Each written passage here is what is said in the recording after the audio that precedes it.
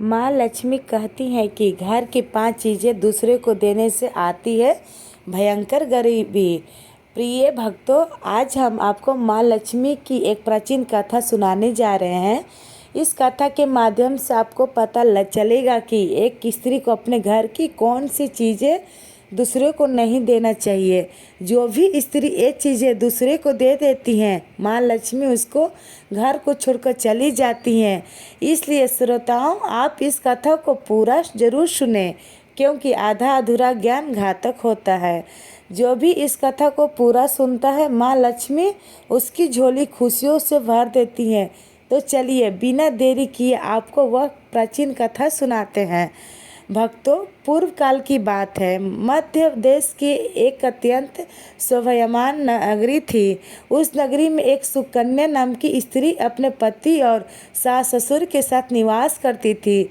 सुकन्या एक पतिव्रता नारी थी जो सत्य धर्म का पालन करने में तत्पर और गृह कार्य में दक्ष थी।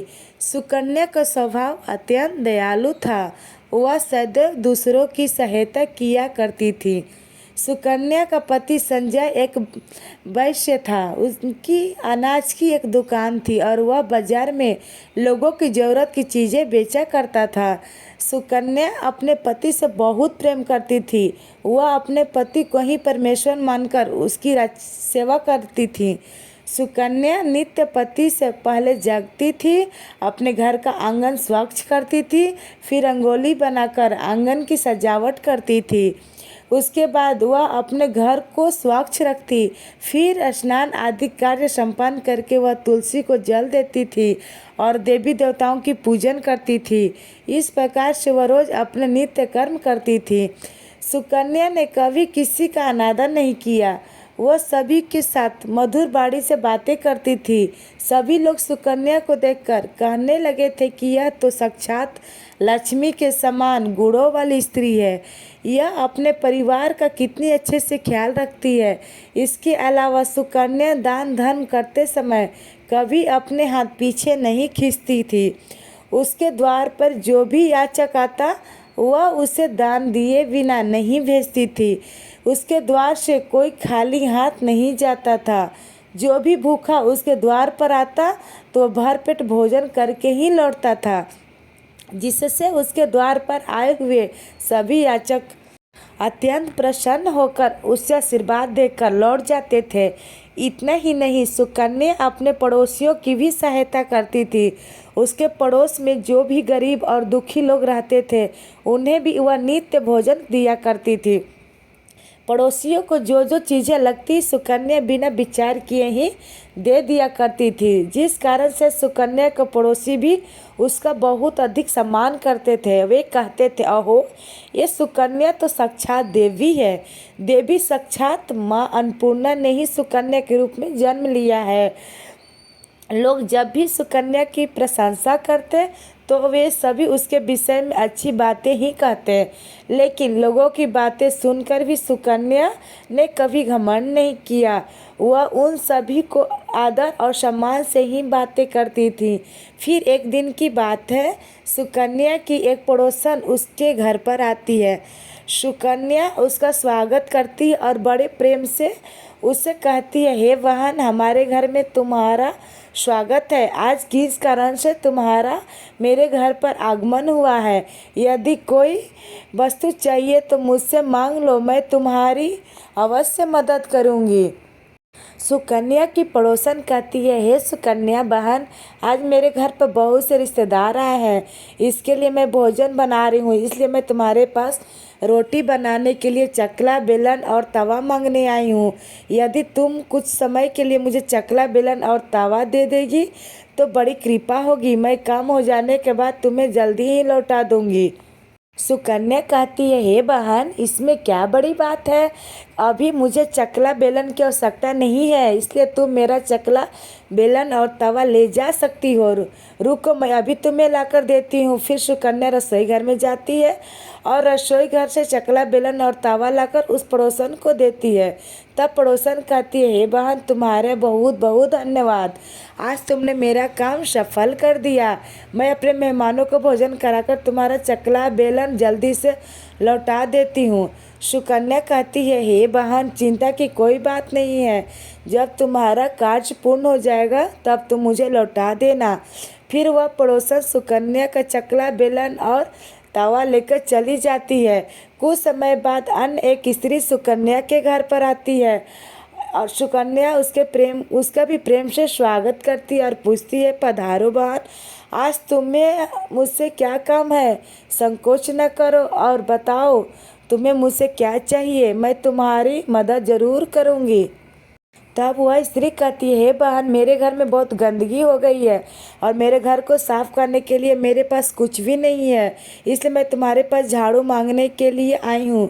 यदि तुम्हें कोई समस्या ना हो तो कृपा करके मुझे अपने घर की झाड़ू दे दो, मैं अपना घर साफ करके तुम्हें झाड़ू लौटा दूँगी। सुकन्या बिना विचारे ही कहती है कि हे बहन, बस झाड़ू ही तो है, इसमें क्या समस्या हो सकती है? तुम रुको, अभी मैं तुम्हें अपने घर के झाड़ू लेकर देती हूँ। इतना कहकर सुकन्या घर के अंदर जाती है और झाड़ू लेकर आती है और उस स्त्री को दे देती है। वह स्त्री सुकन्या के घर के झाड़ू लेकर चली जाती है। फिर कुछ देर बाद अन्य एक स्त्री सुकन्या के घर पर आती है। सुकन्या उसका भी बड़े प्रेम से स्वागत करती है। सुकन्या कहती है, पधारो बहन, क्या बात है, आज मेरे घर पर किस कारण से आना हुआ?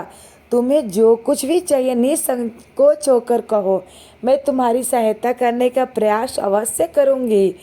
तब वह स्त्री कहती है, सुकन्या बहन, तुम बड़ी दयालु हो, मैंने तुम्हारे बारे में बहुत सुना है, तुम सभी की मदद करती रहती हो, इसलिए मैं तुम्हारे पास एक छोटी सी मदद मांगने के लिए आई हूँ। सुकन्या कहती है, हे बहन, संकोच न कर, तुम्हें जो कुछ भी चाहिए मांग लो, यदि मेरे पास में होगा तो मैं मना नहीं करूँगी, मैं तुम्हें सहायता अवश्य करूँगी। तब वह स्त्री कहती है, हे सुकन्या बहन, आज मेरी बेटी को देखने के लिए लड़के वाले आ रहे हैं, इसलिए मैं चिंता में हूँ। मेरे पास पहनने के लिए एक भी गहना नहीं है, न तो मैं अपनी बेटी को क्या दूँ, इसके पास पहनने के लिए अच्छे वस्त्र भी नहीं है, इसलिए कृपा करके मुझे अब थोड़े गहने और वस्त्र उधार में दे दीजिए, केवल एक दिन के लिए। जब लड़के वाले देखकर चले जाएंगे तो मैं तुम्हारे गहने लौटा दूंगी। उस पड़ोसन की बात सुनकर सुकन्या कहती है, बस इतनी बात है बहन, तुम चिंता मत करो, तुम्हारी पुत्री मेरी छोटी बहन के जैसी ही है, उसकी सहायता मैं अवश्य करूंगी। मैं अभी तुम्हें मेरे गहने और साड़ी देती हूँ, जिससे पहनकर तुम्हारी पुत्री राजकुमारी लगेगी। फिर सुकन्या अंदर जाती है और गहने और साड़ी लेकर आती है और उस पड़ोसन को दे देती है। वह पड़ोसन प्रसन्न होकर सुकन्या के गहने और साड़ी लेकर चली जाती है। फिर शाम हो जाती है और एक अन्य पड़ोसन सुकन्या के घर पर आती है और सुकन्या उसका भी बड़े प्रेम से स्वागत करती है और कहती है, पधारो बहन, आज किस कारण से मेरे घर पर आना हुआ, बताओ, मैं तुम्हारी किस प्रकार से सहायता कर सकती हूँ? तुम्हें जो कुछ चाहिए निसंकोच होकर कहो, मैं तुम्हारी मदद ज़रूर करूँगी।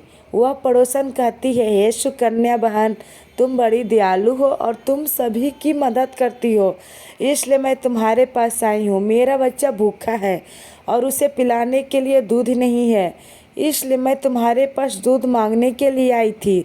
अगर थोड़ा सा दूध मिल जाता तो बड़ी कृपा होती। सुकन्या कहती है, अरे बहन, इसमें कौन सी बड़ी बात है, लो अभी मैं तुम्हें दूध देती हूँ। सुकन्या रसोई घर में जाती है और थोड़ा सा दूध लेकर आती है और उस पड़ोसन को दे देती है। वह पड़ोसन प्रसन्नता से उस दूध को लेकर चली जाती है। इस प्रकार से सुकन्या अपने सभी पड़ोसियों की मदद कर देती है और प्रसन्न होकर घर का काम करने में लग जाती है। फिर रात होते ही उसका पति घर पर लौट आता है। सुकन्या अपने पति को प्रणाम करती है और उसकी खूब सेवा करती है। रात के दोनों पति पत्नी आनंद से सो जाते हैं। फिर दूसरे दिन जब वे जगते हैं तो उन्हें एक बहुत ही बुरी खबर कानों पर पड़ती है। खबर कानों पर पड़ती है। एक आदमी दौड़ते हुए सुकन्या के घर पर आता है और सुकन्या के पति से कहता है, हे भाई, कल रात को किसी ने आपकी दुकान लूट ली है, सारा माल गायब है। सुकन्या का पति एकदम से घबरा जाता है और दौड़ते हुए अपनी दुकान पर जाता है तो देखता है कि उसका सारा माल किसी ने लूट लिया है। वह देखता है कि उसकी दुकान में रखा हुआ सारा धन भी चोरी हो चुका है। तब वह दुखी होकर, निराश होकर घर पर लौटता है और सुकन्या की सारी बातें बताता है, जिसे सुनकर सुकन्या बहुत दुखी हो जाती है। सुकन्या कहती है, आप चिंता न कीजिए जी, हमारे घर में अभी बहुत सारा रखा हुआ है, जिससे आप फिर से व्यापार शुरू कर सकते हैं। फिर सुकन्या अपने घर की तिजोरी में देखती है तो वह भी पूरी तरह खाली दिखाई देता है। उसके अंदर का भी सारा माल अब चोरी हो चुका है। यह देखकर सुकन्या बहुत दुखी हो जाती है। उससे समझ में नहीं आता है कि यह कैसे हुआ। सुकन्या का पति उस पर बहुत क्रोधित हो जाता है और पूछता है, सुकन्या, सच सच बताओ, हमारे घर के अंदर रखा हुआ सारा पैसा कहाँ गया? सुकन्या कहती है, हे नाथ, मैं घर पर ही थी, सारा धन तिजोरी में ही था, किसी ने इसे चुरा लिया, पता नहीं। कृपया आप शांत हो जाइए, हम कोई ना कोई उपाय जरूर ढूंढ लेंगे। सुकन्या का पति कहता है, यह जो तुम दूसरे लोगों को घर पर बुलाकर खिलाती हो, अनजान लोगों को घर पे बुलाती हो, उसी का फल है। यह उन्हीं में से किसी ने हमारे घर का सारा पैसा चुरा लिया है।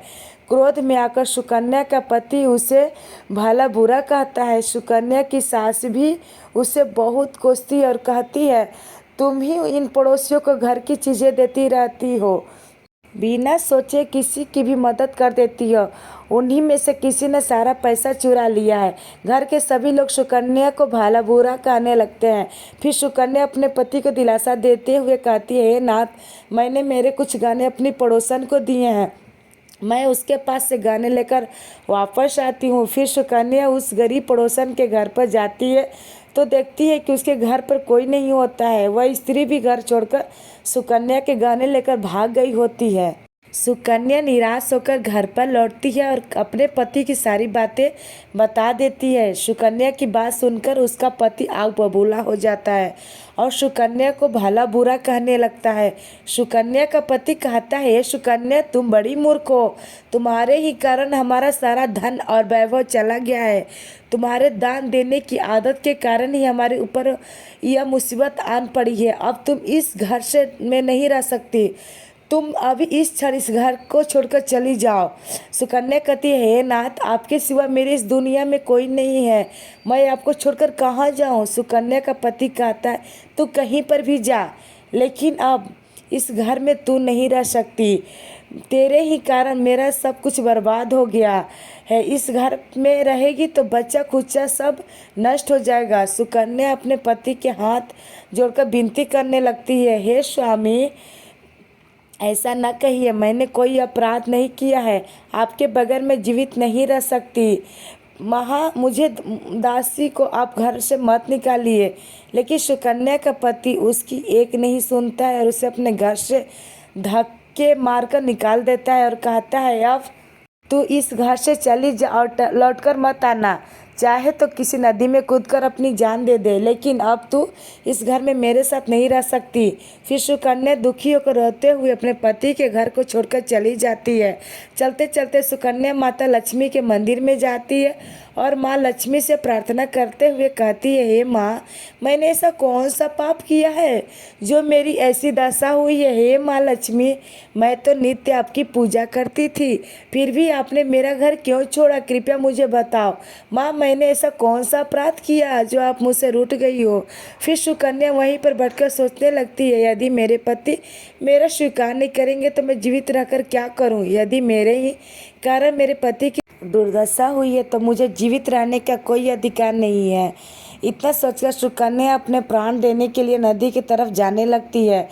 नदी के पास जाकर सुकन्या माता लक्ष्मी से प्रार्थना करती है, हे माँ लक्ष्मी, अब मैं अपने प्राण देने जा रही हूँ। यदि मेरे द्वारा तुम्हारी पूजा में कोई कमी रह गई है तो मुझे माफ़ करो। मैं तुम्हें अपने पति के बगैर जीवित नहीं रह सकती, इसलिए मैं इस नदी में कूदकर अपने प्राण दे दूंगी। इतना है कहकर सुकन्या नदी में कूदने ही वाली होती है कि साक्षात माँ लक्ष्मी उस स्थान पर प्रकट हो जाती है। माँ लक्ष्मी सुकन्या से कहती हैं, रुक जाओ सुकन्या, रुक जाओ पुत्री, तुम यह क्या कर रही हो। सुकन्या आंखें खोलकर देखती है कि साक्षात माँ लक्ष्मी उसके सामने खड़ी हैं। माँ लक्ष्मी के दर्शन करके सुकन्या बहुत प्रसन्न हो जाती है और माँ को बारंबार नमस्कार करते हुए कहती है, हे माँ लक्ष्मी, मुझे क्षमा करो, मैं अब बहुत बड़ा पाप करने जा रही थी। देवी लक्ष्मी कहती है, सुकन्या, मनुष्य को स्वयं अपने प्राण नहीं लेने चाहिए, यह महापाप है। ईश्वर ने जो शरीर प्रदान किया है उसे ऐसे नष्ट नहीं करना चाहिए। सुकन्या कहती है, हे माँ, मैं विवश हूँ, मेरे पति ने मेरा त्याग किया है और स्त्री को अपने पति को छोड़कर नहीं रहना चाहिए। मैं अपने पति को छोड़कर जीवित नहीं रह सकती, इसी कारण से अपने प्राण देने जा रही हूँ। देवी लक्ष्मी कहती है, हे सुकन्या, मैं अब कुछ जानती हूँ और यह भी जानती हूँ कि तुम्हारे पति ने तुम्हारा त्याग क्यों किया है। यह सब तुम्हारी ही भूल के कारण हुआ है। तुमने अनजाने में कुछ ऐसा दान किया था जिस कारण से मुझे तुम्हारा घर छोड़कर जाना पड़ा। जो भी स्त्री अपने घर की इन चीज़ों को दूसरे को दे देती हैं, उनके घर में मेरा वास नहीं होता है। मैं उन वस्तुओं के साथ ही उनका घर छोड़कर चली जाती हूँ। फिर सुकन्या कहती है, हे माँ, ऐसी वह कौन सी वस्तुएं हैं, कृपया आप मुझे बताइए। मैंने कौन सी वस्तु का दान किया जिस कारण से आपने मेरा घर का त्याग किया है। देवी लक्ष्मी कहती है, हे पुत्री, अब तुम ध्यान से सुनो। मैं तुम्हें उन चीज़ों के बारे में बताती हूँ जो किसी भी स्त्री को दूसरे को नहीं देनी चाहिए। इन चीज़ों का दान करने पर मैं उस घर को छोड़कर चली जाती हूँ। हे सुकन्या, सबसे पहली वस्तु है चकला, बेलन और तवा। किसी भी स्त्री को अपने घर का चकला, बेलन और तवा कभी दूसरे को नहीं देनी चाहिए। रसोई घर में इन वस्तुओं को महत्व सबसे अधिक होता है। इन वस्तुओं की पवित्रता सदैव ही बनी रहती है। इन्हीं वस्तुओं से भगवान विष्णु का प्रसाद बनाया जाता है और तवे पर बनी पहली रोटी भी गाय को खिलाई जाती है। इसलिए इन वस्तुओं को हमेशा स्वच्छ और शुद्ध रखना चाहिए। दूसरे को देने पर यह अपवित्र हो सकती है, फिर इनका उपयोग करना अशुभ फल प्रदान करता है। इसलिए सुकन्या, तुमने अपने रसोई घर के चकला, बेलन और तवा अपनी पड़ोसन को देकर पहली से बड़ी भूल की हो। आगे माँ लक्ष्मी कहती है, हे सुकन्या, अब तुम दूसरी वस्तु के विषय में सुनो। तुमने अपनी पड़ोसन को अपने घर में रखी हुई झाड़ू भी दे दी, जिस वस्तु में मेरा सदैव वास होता है। जो वस्तु मुझे सबसे अधिक प्रिय है, तुमने उसे ही दूसरे को दे दिया, तो फिर मैं तुम्हारे घर में कैसे ठहरती है। सुकन्या, जो स्त्री अपने घर की झाड़ू दूसरे को दे देती है, मैं उसके घर का त्याग देती हूँ। झाड़ू से घर की स्वच्छता की जाती है और जहाँ पर स्वच्छ नहीं होती उस स्थान पर मेरा वास नहीं होता। ध्यान में रखना सुकन्या, घर में झाड़ू को हमेशा छिपा कर रखना चाहिए। झाड़ू पर बाहरी व्यक्ति की दृष्टि भी नहीं पड़नी चाहिए। झाड़ू एक अत्यंत पवित्र वस्तु है, इससे पैर नहीं लगना चाहिए और इससे कभी विष्ठा आदि प्रकार की गंदगी साफ नहीं करनी चाहिए। माँ लक्ष्मी कहती है, हे सुकन्या, अब तुम तीसरी वस्तु के बारे में सुनो जो एक स्त्री को कभी दूसरे को नहीं देनी चाहिए।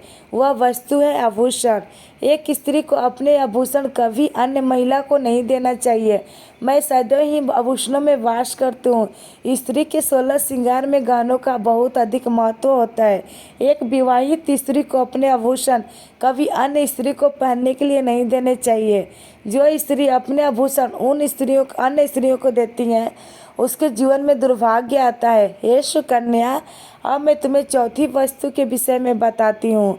किसी भी मनुष्य को शाम के हो जाने के बाद कभी सफ़ेद रंग की वस्तुओं का दान नहीं करना चाहिए, किंतु तुमने शाम के समय दूध का दान किया था।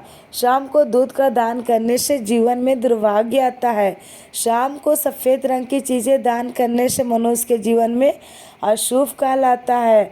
माँ लक्ष्मी कहती हैं, हे सुकन्या, अब मैंने तुम्हें उन सभी वस्तुओं के बारे में बता दिया है जिनका कभी दान नहीं करना चाहिए। यह वस्तुएं कभी दूसरे से उधार में अथवा उपयोग के लिए नहीं देनी चाहिए। सुकन्या कहती है, हे माँ लक्ष्मी, मुझसे एक बड़ी भूल हो गई। मैं इन बातों से अनजान थी, कृपया मुझे क्षमा करो और अब मुझे प्रायश्चित करने का उपाय बताओ।